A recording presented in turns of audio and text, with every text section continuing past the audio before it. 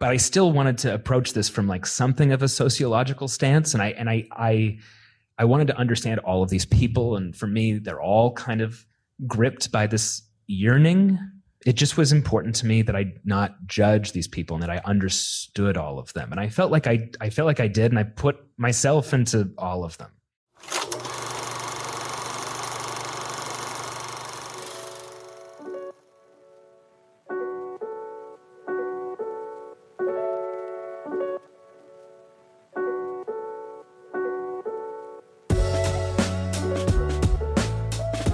Hello, and welcome back to The Director's Cut, brought to you by the Directors Guild of America. In this episode, a standoff between a small-town sheriff and the town mayor pits neighbor against neighbor in director Ari Aster's dark comedy western, Eddington. The film takes us back to May 2020, during the COVID-19 pandemic, when a clash over lockdowns and mask mandates polarizes the town of Eddington, New Mexico. When Sheriff Joe Cross gets fed up with the increasing political tensions, he decides to run for mayor in what ends up being a tense, turbulent, and eventually violent mayoral campaign. In addition to Eddington, Aster's other directorial credits include the feature films Hereditary, Midsommar, and Beau is Afraid. Following a screening of the film at the DGA Theater in New York, Aster spoke with director Tim Blake Nelson about filming Eddington. Listen on for their spoiler-filled conversation.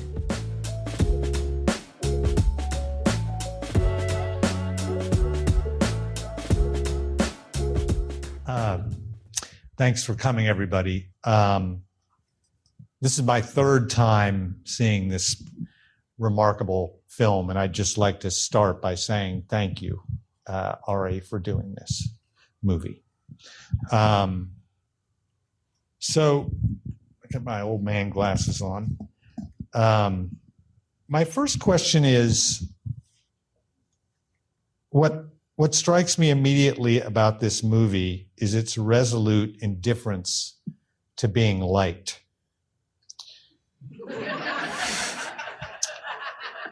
And I really admire that. You leave no movement or ideological shibboleth unprotected, and the result is fantastically bracing. Was this a conscious effort? I don't know if I would put it. I don't know if I would say that I went into it hoping to like alienate, members of the audience. But it is funny whenever I do these Q&As.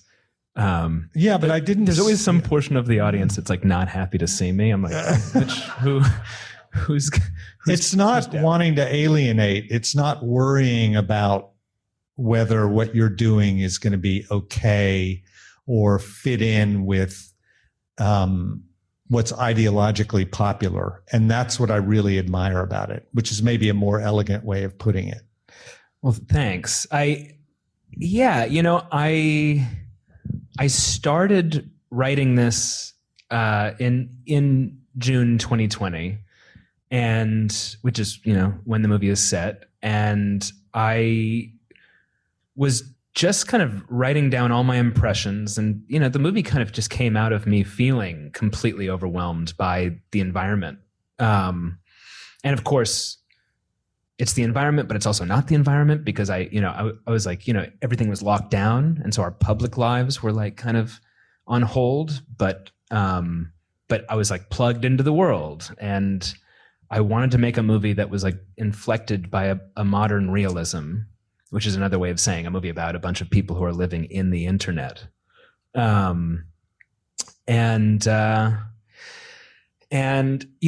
was, at the time of writing it, I knew Beau was Afraid was going to be my next film, so I wanted to kind of just get it on paper and then get back to that. But and so I wrote the first draft of this very quickly.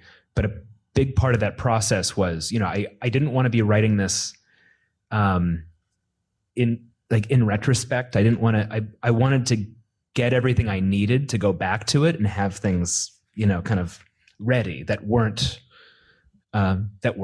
retrospective. And so a big part of kind of preparing for this was, I guess the first part was not only just being on Twitter, which provoked, I guess, me into starting this, but I made a bunch of different profiles on Twitter, and I got myself into different algorithms. And that really bothered me, finding what I found and finding that I couldn't get out of any of them. Once I was in, I tried to sort of recurate, or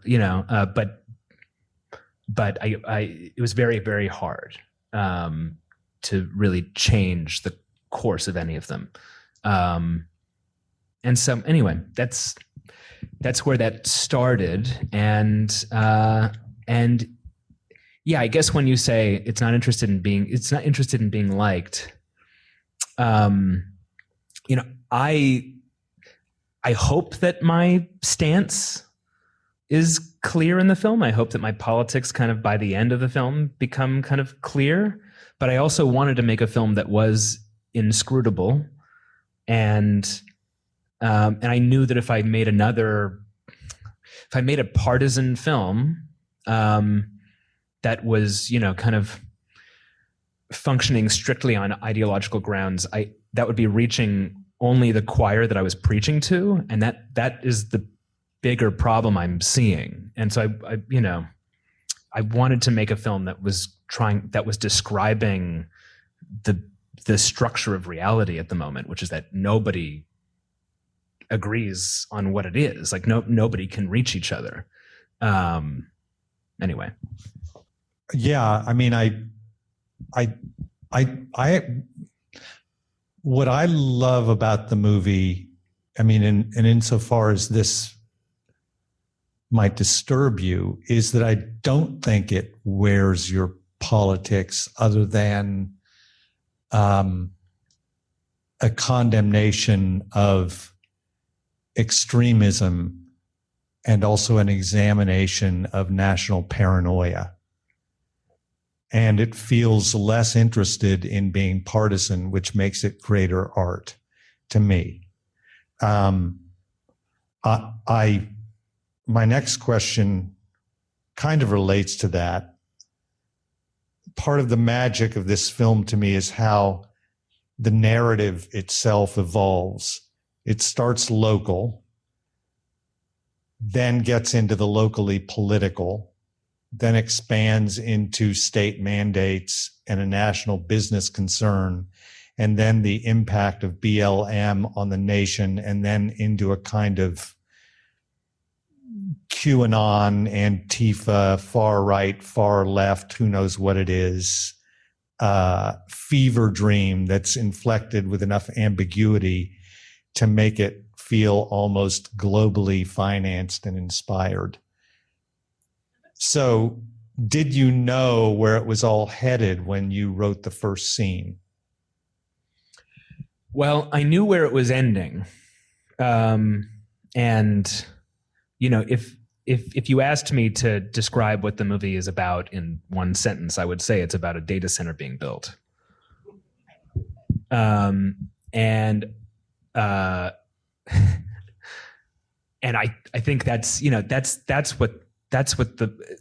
the key to the whole thing. It begins with, the promise of a data center being built. And at the end, there's one unqualified success in this film.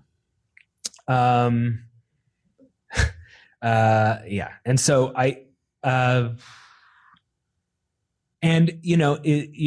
you're right that it's about paranoia, and it's about people living in these, silos, living in different realities. They're all fortressed off from each other, which is something that's happening not only to people all over the world, but it's something that's happening everywhere. And it's, countries are fortressing themselves off.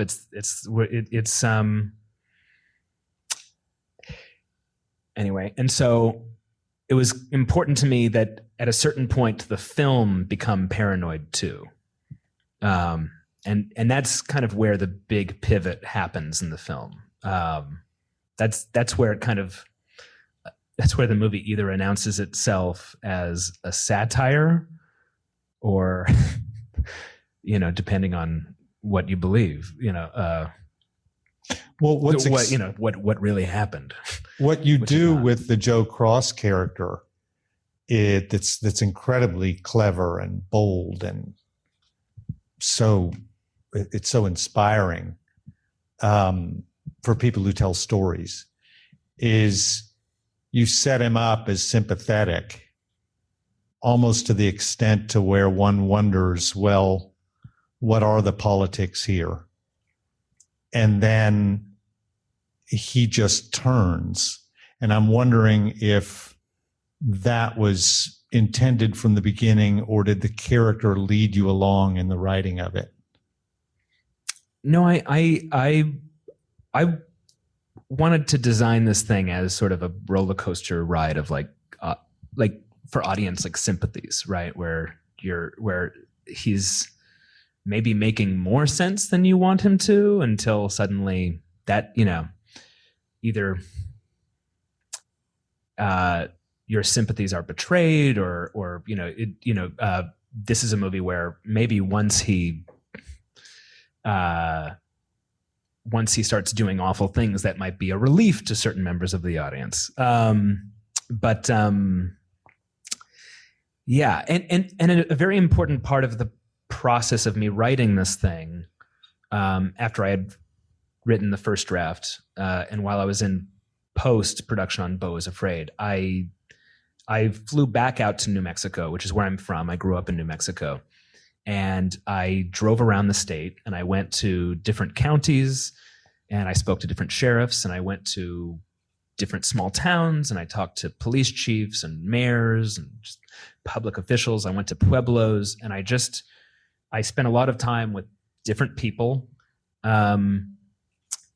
riding along with some police, but just trying to get as broad a picture of the political landscape in New Mexico as possible, and asking them a lot about specifically 2020.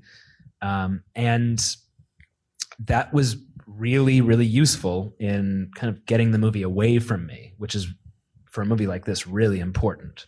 And, I made this film while Biden was president, and I was writing the film at that time. And New Mexico is a really specific, interesting place. It's kind of an interest. It's very, very. There's, how do I say it? It's a blue state with that, but most of the small towns are red, and I found, especially when I was taking this trip around New Mexico, that it was a very, very fraught place. And what was interesting was, at the time, because the Democrats at that time were in power, I found that a lot of the people I was talking to, that were Democrats who were kind of working closely with the governor, who is a bit of a figure of controversy, were giving me a lot of talking points, and were very dismissive of anything that contradicted them. And I'll say, that's where my sympathies lied.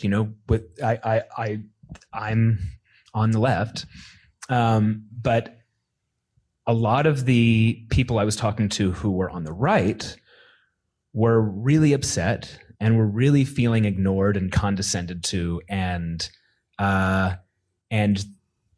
were in some cases I felt like they were off the mark on certain things, but I really felt that they were deeply convicted. And I found them, in the context of what I was doing, to be very compelling, and in some ways more compelling than the others. And that was useful for me. because it was if at any point I began condescending to any of these characters, and the film is satirical, but I still wanted to approach this from like something of a sociological stance, and I wanted to understand all of these people, and for me, they're all kind of gripped by this yearning, and I wanted the movie to be really sad. I just, it's supposed to be funny, and I hope it is funny, and I hope it's exciting, and I hope it, and again, I hope it's inscrutable. So I hope it's something you have to wrestle with while you're watching it. It just was important to me that I not judge these people and that I understood all of them. And I felt like I did, and I put myself into all of them. Like I see myself in all of these characters in one way or another. Yeah, that care and sensitivity is manifest. It's and it really, I think, deepens the movie. I have one more question. In Michelle Goldberg's piece about the movie, and you guys should read it if you haven't, in the New York Times, I recommend it. She talks about paranoia as a force in the film. And it's a theme that runs through your work, at least to my mind, the familial and hereditary, the cultural in Midsommar, the personal and filial in Beau, and now the political in this one. Can you speak about this and how it might have inflected the shooting and staging of this movie in particular, especially with a room full of directors?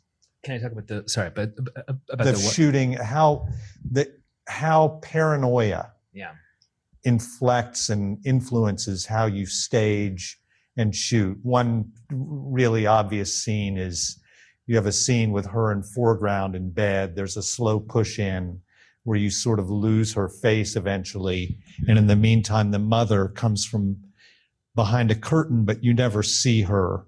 And Joaquin Phoenix is centered and it's just beautifully staged, but it feels very much of a visual piece with what the whole movie is about. So that's just one example. Right. I mean, so much of it is so intuitive for me. And that's an example of, a scene that kind of came out of just me asking myself the question, like, how little do I need here? Like what's the least amount of stuff I can put into a scene, without it losing anything, but, without kind of putting anything extraneous on it. And just kind of avoiding coverage there. But, what I will say is part of wanting to make a film that, again, is inflected by this modern realism was I wanted to make a film where all the characters were media literate, and they're both, kind of paralyzed by self-awareness, but they're also like kind of not aware, like not self-aware in other ways. And I feel like, part of that is also if, these people have seen all the movies that are informing the, this one, or that, that kind of represent the foundation for whatever you do if you're making a Western or if you're making an action film. And so, so Joaquin's character is a sheriff, but he's somebody who would have seen all of those old Westerns, and his image of himself would be very much informed by those movies. Like he would have seen High Noon and The Walk is great. Yeah. Yeah. And he holds himself that way. He sees himself as a man of integrity, a man of action, and he's a very sentimental person, which is another way of saying he's not actually looking at his own life. He's very romantic, and he's also somebody who, he's 50 years old. He would have loved the action movies of the 80s and the 90s. And at the end of the movie, he gets to live through one. He's shooting at phantoms, and that, and I wanted that was a big, one idea that kind of kept coming back to me with, people sniping and, and those, the villains at the end being, like anonymous and distant, and you don't know who they are, and faceless is, that makes me think of the internet, right? Just people shooting at you from the dark. And so it was kind of important to me to like kind of think about all of that language, right? Like the language of an action movie. You have these younger characters, especially Brian, who shows up in that last sequence, and for him, video games would be more important. And I tried to get that video game language into the movie. At a certain point, it should almost feel like Call of Duty, or and so that, I don't know. It's that was sort of that's the best way I can answer that question, is that I was trying to be intuitive, but at the same time be kind of be conscious of the language, and kind of nodding to tropes and traditions. And that's again very effective. So that we have anybody have some yes. So admiration was expressed for the his collaborators, department heads, and the crew, and the wonderful cast. And then the question is, how many days did you have to shoot? And generally, what's your process? We had 49 days of shooting, which was tight for a film like this, especially when you have when you have action scenes, and there's just a lot of scenes in this movie, and a lot of locations. I was very, very lucky with the crew and with the cast. Couldn't have been luckier. And this was my first time working with a number of people. Elliot Hostetter was the production designer, and he's amazing. And I will absolutely be working with him again if he'll work with me. And he works with Adam Willis, who's a set decorator and who's just brilliant, and an art director. And Darius Kanji is my first time working with him, just the greatest. And nerve-wracking to work with somebody who is a legend, and and he's older than me. He's been around for a lot longer, and I was worried about how that would be. And you never know, is he going to be set in his ways? Am I going to have to is there going to be like conflict there?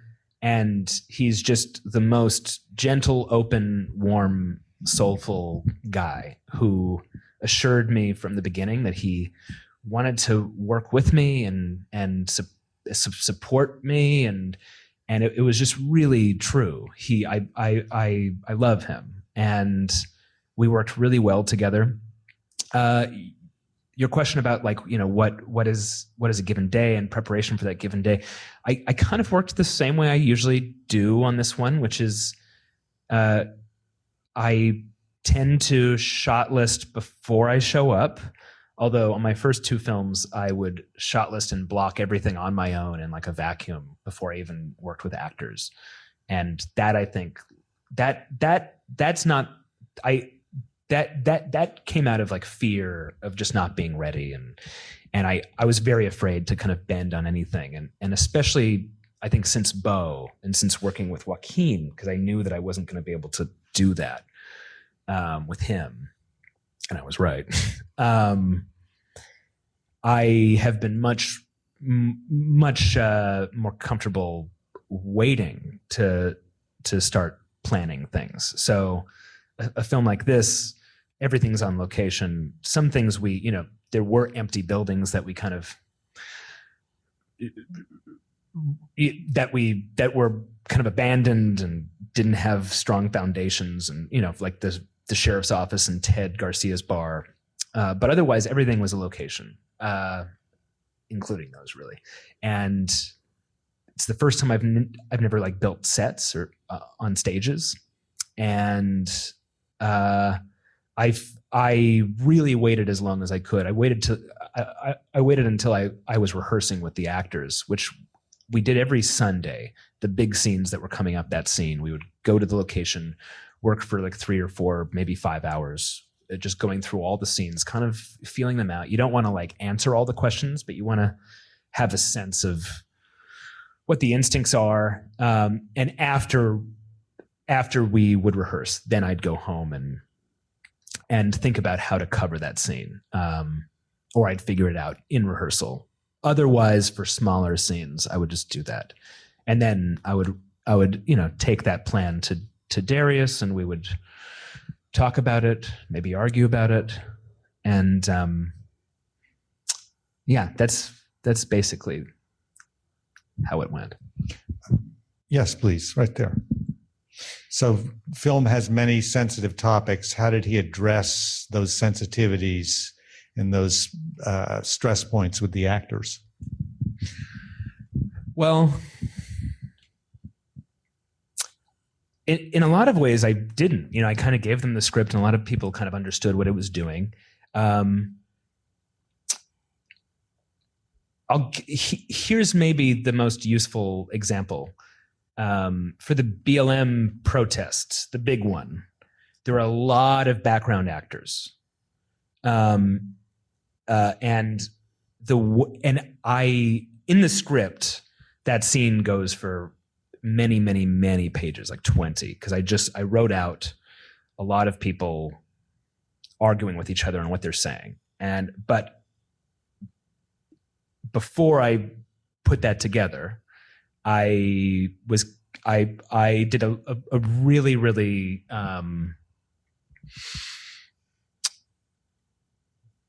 the casting for that scene was very involved and took a long time. Even though there are a bunch of ostensibly background actors there, they're actors. So what I did to cast them was I didn't give them like lines to audition with. I put together a bunch of questions that the casting director would ask them about their politics and about what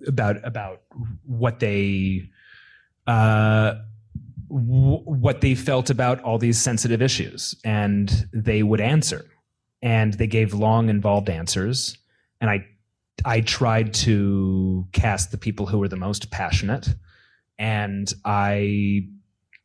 then I basically wrote in their voice what the people would be saying and arguing about. And, there was one kid was like a centrist in his answers, and he shows up as a centrist in the film. And then you have some people who were conservative. They show up as conservatives in that scene. And so I kind of just let them rip, but I gave them broad direction.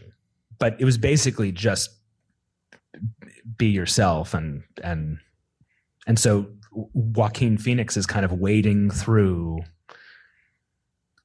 people who aren't playing; they're playing themselves, and that I thought was that yielded interesting results. All right, we have 1 minute.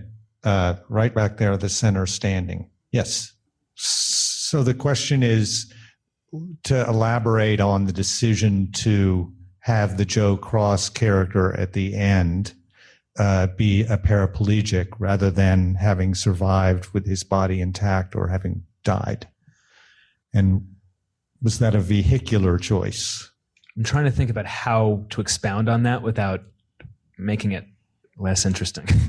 She's saying, putting my words in your mouth, you weren't too concerned about whether the movie or you were liked. Which, yeah, you were fearlessly. It's so funny. Yeah. To speak to that very quickly, I would say, for me, I try not to ever think about that while I'm writing something. Like, don't get caught up in whether you should do something or not, or whether it's scary. Just get it on paper, whatever feels right for the story and for whatever you're doing. And then it's about kicking that can down the road where it's like, okay, maybe I shouldn't do this, but here's the script. And then, okay, we're going to make it. Okay, fine. We're making it. Oh boy. And then it's usually like right when it's been cut together and A24 is giving you the release date that you're like, well, wait a minute, let's talk about this. At that point, you're like, well, wait, I do want to be liked. But to answer your question about what happens to Joe Cross at the end of the film, how do I don't know. I mean, the answer is just, it felt right. And it felt right it felt both karmically right, and it also felt, there's just a lot of dramatic irony in this movie. and that for me felt like, okay, I want him to get what he wanted and to also lose everything. And especially because he's somebody who has really strongly held convictions at the beginning of the film. It was important to me that those be in some way at the end, or in a very fundamental way, abandoned. And that goes for the mother-in-law, played by Dee O'Connell as well, right? Where, I mean, he's running on a platform of like, Ted Garcia is ushering in this data center. Nobody's asked for this. He's stuffing his pockets. And at the end, he's mayor, not Ted, but there's that data center and he's in a giant house. And it's and I really wanted that ending to feel very desolate. Anyway. Thank you very much once again for Ari Aster.